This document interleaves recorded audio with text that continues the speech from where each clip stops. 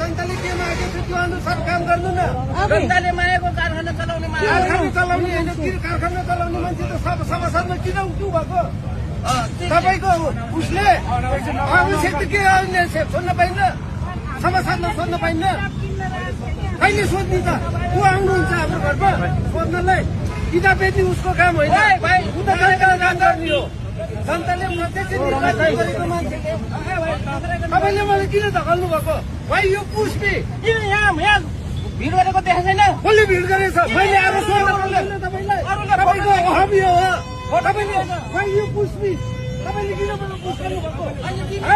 मैले पुस गरेँ भने तपाईँको हालत के होला? तपाईँ खोज्दै हुने एउटा जनताले प्रत्यक्ष निर्वाचित भिड भइरहेको यत्रो भिड भइरहेको छ। भिडमा यत्रो भिड भइरहेको छ, पछाडिबाट आएर धकलिरहेको छ। भिड भइरहेको छ क्या, भिडमा त कमसेकम भिड कम गर्नु पर्छ। अर्को पालो भिड मैले भनेको पालो पालो आऊ भनिरहेको छु। एउटाको पालो सकिएपछि अर्को आउने, अर्को पालो सकिएपछि अर्को आउने हो।